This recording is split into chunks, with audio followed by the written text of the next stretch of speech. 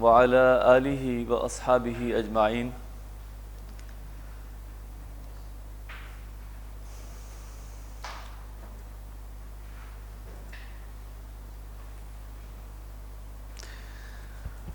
مقدمہ میں مصنف لکھتے ہیں، مفتی مسعود ظفر صاحب جو اس کتاب کے مؤلف ہیں، وہ لکھتے ہیں کہ مستقبل کے علوم کا حامل ہونا اس امت کے اعزازات میں سے ایک اہم اعزاز ہے، اور علماء امت نے دیگر علوم کی طرح اس میدان میں بھی نمایاں کارنامہ انجام دیے، جس کی ایک طویل فہرست کتب کی شکل میں موجود ہے۔ لیکن انتہائی افسوس ہے کہ ہمارے دور میں اکثر علماء اپنے فریضہ منصبی سے غافل نظر آتے ہیں۔ مدارس میں کتاب الفتن والملاحم محض تلاوت حدیث کی غرض سے کیے جاتے ہیں، اور ان ابواب سے برق رفتاری سے گزر جاتے ہیں،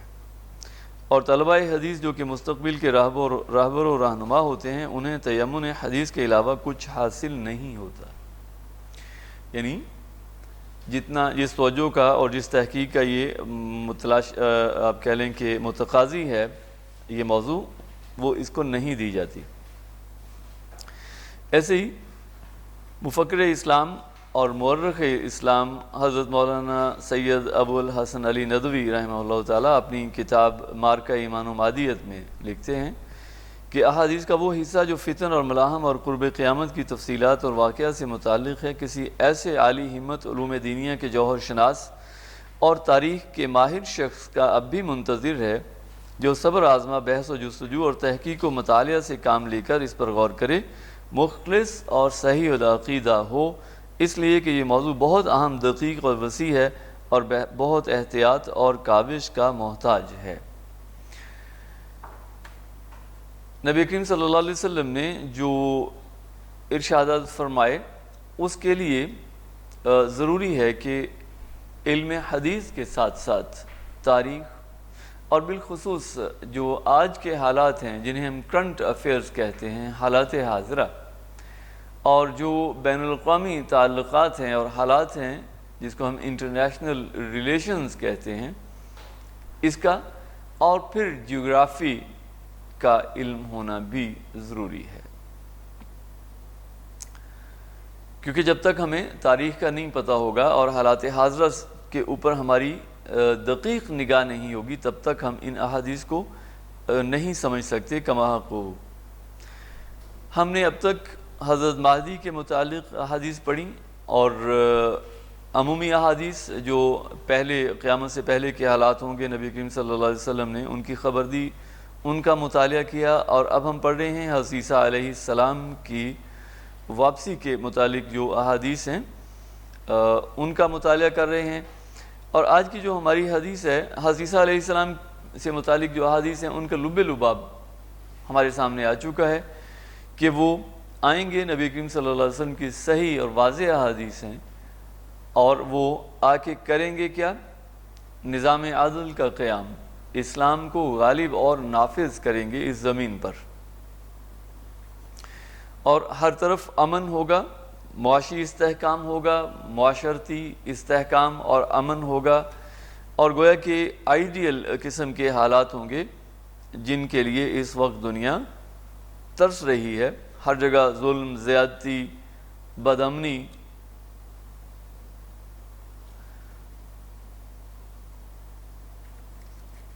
آج کی جو حدیث ہے یہ 10 بڑے واقعات جن کو نبی کریم صلی اللہ علیہ وسلم نے ارشاد فرمایا، 10 میجر سائنز ہیں قیامت کے، ان کا مطالعہ کریں گے۔ لیکن یہ بات ذہن میں رہنی چاہیے کہ یہ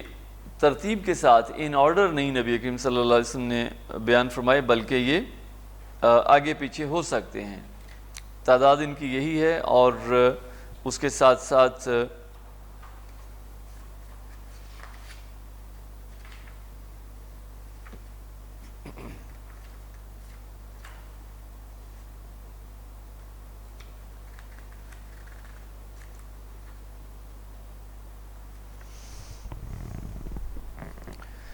بسم اللہ الرحمن الرحیم۔ عن حذیفہ بن اسید اسید الغفاری رضی اللہ تعالیٰ عنہ قال اطلع النبی صلی اللہ علیہ وسلم علینا ونحن نتذاکر فقال ما تذاکرون قالوا نذکر الساعة قال انها لن تقوم حتى ترون قبلها 10 آیات۔ حضرت حذیفہ بن اسید غفاری رضی اللہ تعالیٰ عنہ، اسید لفظ ہے، غفاری رضی اللہ تعالیٰ عنہ سے روایت ہے کہ ہم آپس میں گفتگو کر رہے تھے کہ نبی کریم صلی اللہ علیہ وسلم ہمارے پاس تشریف لائے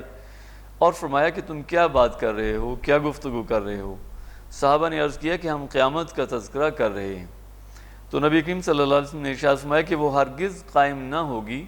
یہاں تک کہ تم اس سے پہلے 10 علامات نہ دیکھ لو۔ فذکر الدخان والدجال والدابہ وطلوع الشمس من مغربها ونزول عیسی ابن مریم ویاجوج وماجوج وثلاثۃ خسوف، خسف بالمشرق وخسف بالمغرب وخسف بجزیرۃ العرب وآخر ذلك نار تخرج من الیمن تطرد الناس الی محشرہم۔ پھر نبی کریم صلی اللہ علیہ وسلم نے دھوئیں، دجال، دابۃ الارض، سورج کے مغرب سے طلوع ہونے، عیسیٰ علیہ السلام کے نازل ہونے، یاجوج و ماجوج اور 3 جگہوں کے دھنسنے کا ذکر فرمایا، ایک دھنسنا مشرق میں، ایک دھنسنا مغرب میں اور ایک دھنسنا جزیرۃ العرب میں ہوگا، اور آخر میں اس آگ کا ذکر فرمایا جو یمن سے نکلے گی اور لوگوں کو ان کے محشر کی طرف لے جائے گی۔ یعنی قیامت سے پہلے یہ 10 واقعات لازماً رونما ہوں گے، لیکن جیسے میں نے عرض کیا کہ ترتیب نبی کریم صلی اللہ علیہ وسلم نے بیان نہیں فرمائی۔ جیسا کہ سورج کے مغرب سے طلوع ہونے کو نبی کریم صلی اللہ علیہ وسلم نے پہلے بیان فرمایا اور عیسیٰ ابن مریم کے نزول کو بعد میں بیان فرمایا، لیکن دوسری حدیث سے ہمیں معلوم ہوتا ہے کہ عیسیٰ ابن مریم کا جو نزول ہے وہ حضرت مہدی کے ساتھ ہوگا، اور حضرت مہدی کا جو ظہور ہے وہ سورج کے مغرب سے نکلنے سے، یعنی اس بات کی کوئی دلیل نہیں ہے کہ ان کا ظہور سورج کے مغرب سے نکلنے کے بعد ہوگا، اس بات کی کوئی دلیل ہمیں حدیث میں نہیں ملتی۔ اور ایسے ہی یاجوج و ماجوج اور جو مشرق اور مغرب میں دھنسنا ہے یہ تو ہو گیا، لیکن جزیرۃ العرب میں جو دھنسنا ہے اس سے مراد وہ واقعہ بھی ہو سکتا ہے جس میں حضرت مہدی کے مقابلے کے لیے شام سے جو لشکر نکلے گا اور وہ مکہ اور مدینہ کے درمیان میں زمین میں دھنسا دیا جائے گا، وہ بھی ہو سکتا ہے، اور اس کے علاوہ کوئی بڑا زلزلہ بھی ہو سکتا ہے، یعنی ایک مشرق میں اور ایک مغرب میں اور ایک جزیرۃ العرب میں۔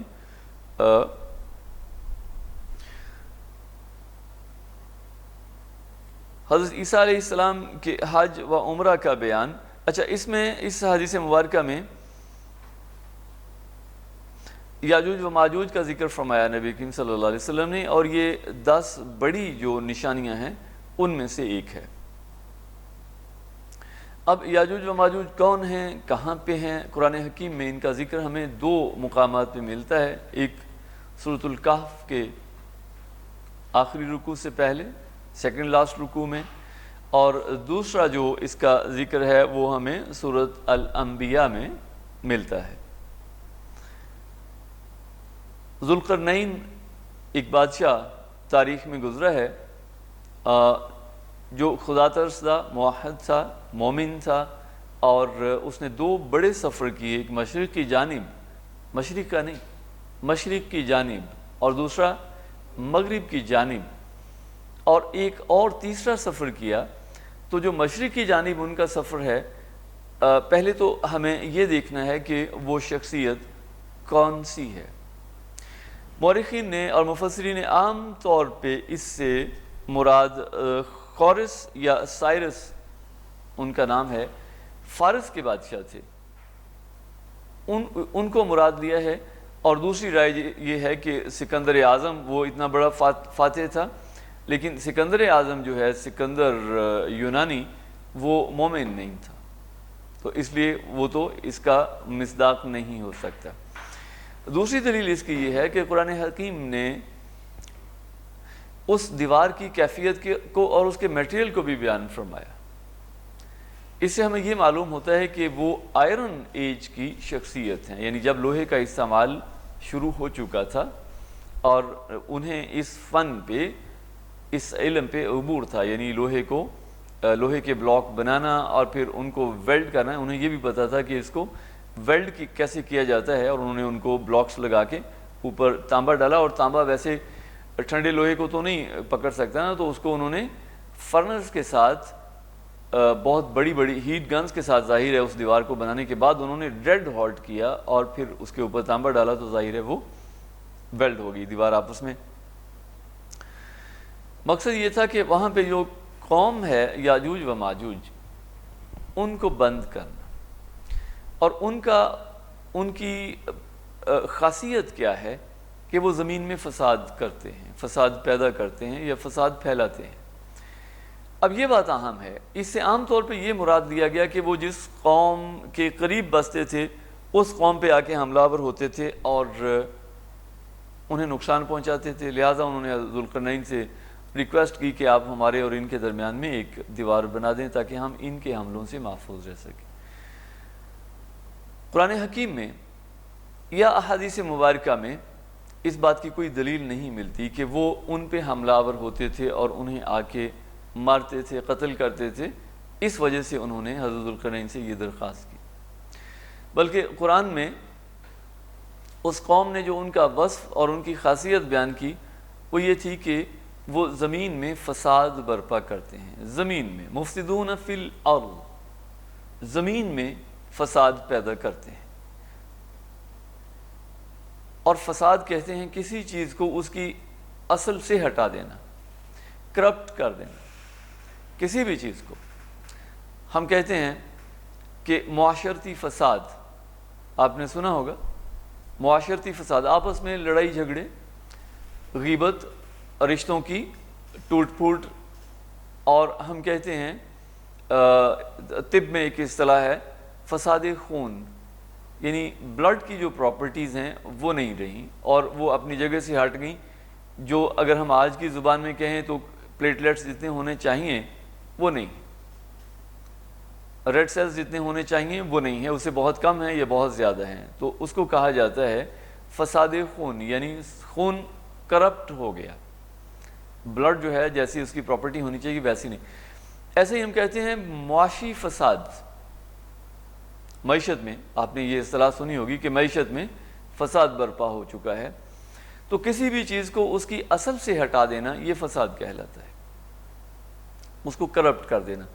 اور آج آپ دیکھیے کہ ہر چیز کو جو فطرت پہ تھی اس کو اس سے ہٹا دیا گیا۔ معاشرتی فساد آپ دیکھ لیں، اس کی سب سے بڑی مثال مرد کی مرد سے شادی قانونی، کوئی بدکاری کریں، کوئی ایسا فیل کریں وہ تو ایک الگ بات ہے، لیکن اس کو لیگلائز کرنا اور اس کو اپریشیٹ کرنا اور اس کو ریکگنائز کرنا بطور میاں بیوی کے، ہسبینڈ وائف کے،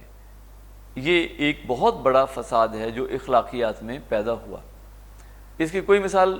تاریخ انسانی میں ہمیں اس سے پہلے نہیں ملتی۔ حضرت لوط علیہ السلام کی قوم بھی یہ فعل شنیع کرتی تھی، لیکن وہ ہسبینڈ وائف کی حیثیت نہیں دیتے تھے، اس کو لیگلائز سرٹیفکیٹ نہیں دیتی تھی گورنمنٹ، جو آج دیا گیا۔ فطرت کیا ہے؟ شادی کیوں کی جاتی ہے؟ ایک تو جذبہ ہے اور دوسرا ریپروڈکشن کے لیے، تو اس میں تو ریپروڈکشن ہو نہیں سکتی نا، امپاسبل ہے۔ تو شادی کا جو مقصد ہے، جو فطرت نے رکھا ہے، وہ ختم ہو گیا اور اس کی جگہ پہ ایک بدکاری کو وہ شکل دے دی گئی۔ ایسے ہی آپ معاشرتی فساد کو لے لیں، ایک طرف دولت کا ارتکاز ہے، انہیں پتہ ہی نہیں کہ ہمارے پاس کتنی دولت ہے اور وہ علل تللوں میں خرچ کرتے ہیں، اور دوسری طرف اسی ملک میں نہیں، اسی شہر میں، اور یہ کوئی پاکستان کی یا افریقہ کے کسی ملک کی بات نہیں ہے، امریکہ کی بات اگر ہم کر لیں تو امریکہ کا جو سب سے آپ کہہ لیں کہ بہترین شہر سمجھا جاتا ہے لاس اینجلس، وہاں پہ بے گھر ہیں لوگوں کو کھانے کو دستیاب نہیں اس شہر میں، اور وہ کچرے سے اٹھا کے کھاتے ہیں، تو یہ گویا کہ معاشرتی فساد ہے۔ اسلام کیا کہتا ہے؟ حضرت عمر رضی اللہ تعالیٰ نے کیا فرمایا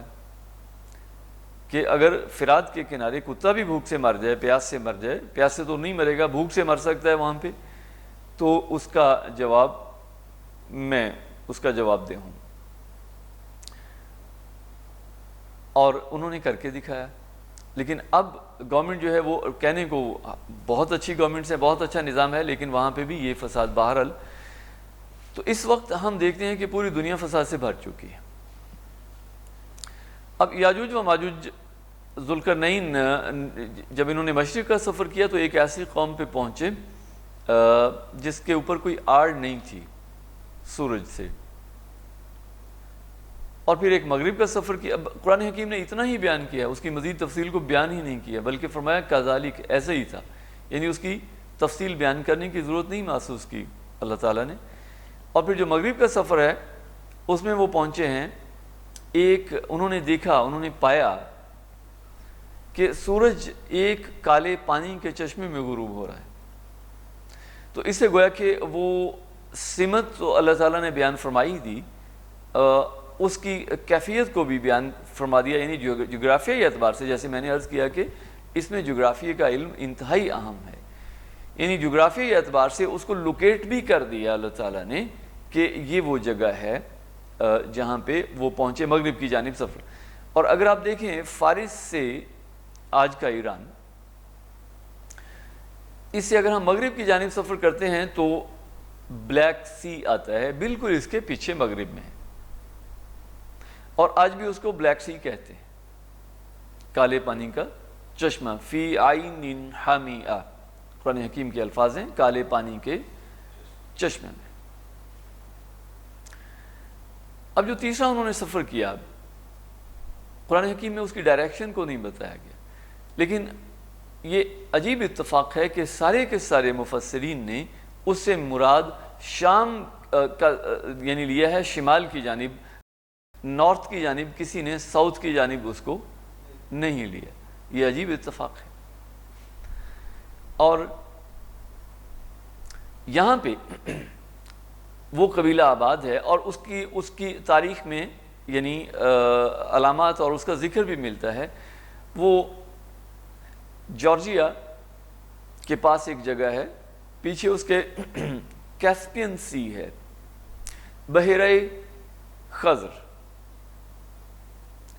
اور دونوں طرف پہاڑ ہیں جنہیں ہم بچپن میں کوہ قاف کہا کرتے تھے، کوہ قفقاز، دونوں طرف پہاڑی سلسلہ ہے اور پیچھے اس کے کیسپین سی ہے۔ تو اس سے اس سوال کا جواب بھی ملتا ہے کہ اگر دیوار تو ان کے ایک طرف ہوئی نا، اور جو درہ ہوتا ہے پہاڑوں کے درمیان میں جو لوگ بستے ہیں، تو درے کے تو دو راستے ہوتے ہیں، تو وہ پیچھے سے کیوں نہیں نکلے؟ تو اس کا جواب بھی ملتا ہے کہ پیچھے اس کے کیسپین سی ہے، وہاں سے وہ جا نہیں سکتے۔ تو فرنٹ جو ہے انہوں نے بند کر دیا، اور نبی کریم صلی اللہ علیہ وسلم کے زمانہ مبارک میں اس دیوار، اور ذوالقرنین نے ساتھ یہ بھی بتایا کہ اگرچہ یہ دیوار بہت مضبوط ہے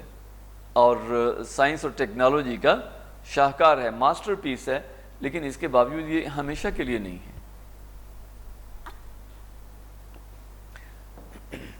بلکہ فرمایا کہ جب میرے رب کا وعدہ آئے گا تو وہ اس کو بالکل نیست و نابود کر دے گا، ملیہ میٹ کر دے گا۔ نبی کریم صلی اللہ علیہ وسلم کے زمانہ مبارک میں حضور صلی اللہ علیہ وسلم کی صحیح مسلم کی روایت ہے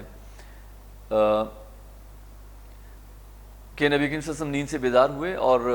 چہرہ انور پہ بہت زیادہ پریشانی اور تفکر کے اثرات تھے۔ حضرت ام سلمہ رضی اللہ تعالیٰ عنہ ام المومنین، انہوں نے دریافت فرمایا، یا رسول اللہ خیریت ہے، کیا بات ہے؟ تو حضور صلی اللہ علیہ وسلم نے فرمایا کہ عرب کے لیے ہلاکت ہے، ویل للعرب، عرب کے لیے ہلاکت ہے۔ 3 دفعے اس بات کو دہرایا، ویل للعرب، ویل للعرب من شر قد اقترب، اس شر سے، اس فتنے سے جو قریب آ گیا ہے، جو سر پہ آ گیا ہے۔ اور پھر فرمایا کہ آج یاجوج و ماجوج کی دیوار کھل گئی ہے اتنی، یعنی نبی صلی اللہ علیہ وسلم نے یوں اشارہ فرمایا کہ آج یاجوج و ماجوج کی دیوار اتنی کھل گئی ہے، یعنی اس میں سوراخ ہو گیا ہے۔ قرآن یہ کہتا ہے کہ وہ اس میں سوراخ نہیں کر سکتے، نہ ہی اس میں نقب لگا سکتے ہیں اور نہ ہی اس کو کراس کر سکتے ہیں۔ نبی کریم صلی اللہ علیہ وسلم یہ فرما رہے ہیں کہ اس میں سوراخ ہو گیا، یہ حضور صلی اللہ علیہ وسلم نے خبر دی، تو اس کا مطلب کیا ہے کہ اس وقت وہ دیوار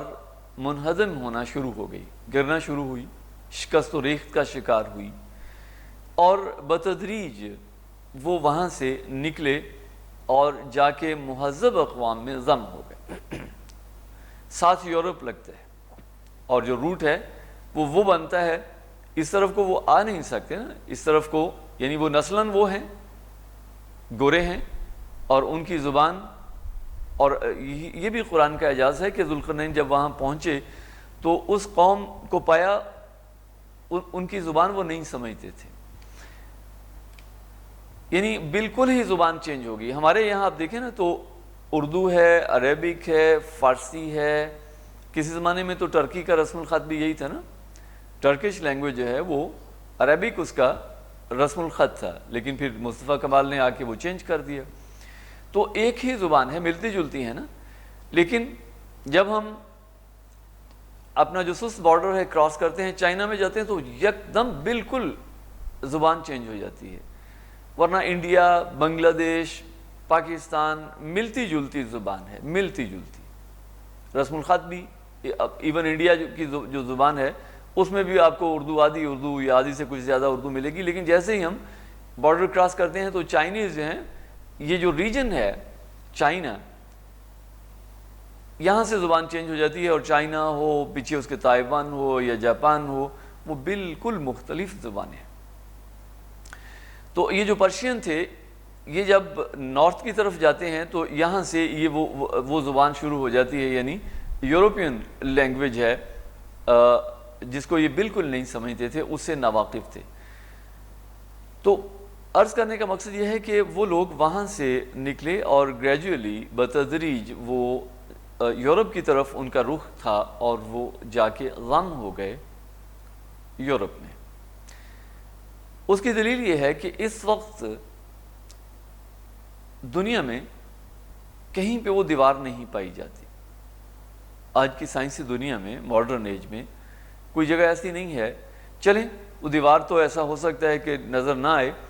لیکن ان کی تعداد کو جیسے نبی کریم صلی اللہ علیہ وسلم نے بیان فرمایا بہت زیادہ ہے، بلینز میں ہے۔ تو اتنی بڑی کمیونٹی، اتنی بڑی انسانوں کا ایک گروہ، وہ کہاں ہے؟ نظروں سے اوجھل تو نہیں رہ سکتے نا، تو اس وقت کہیں پہ وہ موجود ہمیں نظر نہیں آتے، اور نہ ہی وہ دیوار نظر آتی ہے۔ اور دوسری بات یہ بھی ہے کہ درے میں اتنی بڑی کمیونٹی رہ بھی نہیں سکتی۔ یہ میں کیوں کہہ رہا ہوں کہ حضور صلی اللہ علیہ وسلم نے ارشاد فرمایا، حضرت فرمایا کہ قیامت کے دن، یہ صحیح حدیث ہے، حضور نے فرمایا کہ قیامت کے دن اللہ تعالیٰ آدم علیہ السلام سے فرمائیں گے کہ آدم اپنی ذریت میں سے جہنم کے لیے نکالو، تو آدم علیہ السلام عرض کریں گے یا اللہ کتنے؟ تو اللہ تعالیٰ فرمائیں گے کہ ہر 1000 میں سے 999۔ تو صحابہ اکرام ایک دم پریشان ہوئے، انہوں نے کہا یا رسول اللہ پھر بچے گا کون؟ پھر تو 1000 میں سے 999، اس کا مطلب ہم بھی زیادہ تر۔ تو ان کا یہ خدشہ تھا، تو حضور نے فرمایا کہ نہیں، ان میں سے ایک تم میں سے ہوگا، یعنی مسلمانوں میں سے 999 میں سے، اور باقی یاجوج و ماجوج میں سے ہوں گے۔ اچھا، اس سے مراد یہ کوئی فگر دینا نہیں ہے کہ وہ 999 میں سے 998 جو ہیں وہ یاجوج و ماجوج ہوں گے، اور ایک تم میں سے ہوگا، ایک جنتی ہوگا۔ مراد یہ ہے کہ ان کی کثرت کو بیان کرنا۔ یہ میں کیوں کہہ رہا ہوں؟ نبی کریم صلی اللہ علیہ وسلم ہی کی حدیث سے ہمیں معلوم ہوتا ہے، حضور صلی اللہ علیہ وسلم نے ایک دوسری روایت میں بیان فرمایا کہ تمہاری تعداد ایسے ہے، یاجوج و ماجوج اور دوسرے لوگوں کے، مسلمانوں کے تناسب کو بیان کرتے ہوئے حضور صلی اللہ علیہ وسلم نے فرمایا کہ یہ ایسے ہے جیسے ایک کالے بیل میں کچھ حصہ سفید ہوتا ہے۔ اور ظاہر ہے کالا بیل ہے تو تھوڑا سا سفید ہوگا نا، تو وہ 10% ہو سکتا ہے، 20% ہو سکتا ہے، 30% بھی ہو سکتا ہے، لیکن زیادہ تر حصہ اس کا سفید ہوتا ہے۔ ایسے ہی دوسرے فرمایا کہ اس کے برعکس ایک سفید بیل اور اس میں کچھ حصہ سیاہ ہوتا ہے، ایسے یعنی نسبت تناسب۔ مراد یہ ہے کہ ان کی تعداد بہت زیادہ ہے، تو پھر ایک درے میں جس کو دیوار سے بند کر دیا گیا تو وہ دیوار کتنی ہوگی؟ 1000 مائل تو وہ لمبی ہو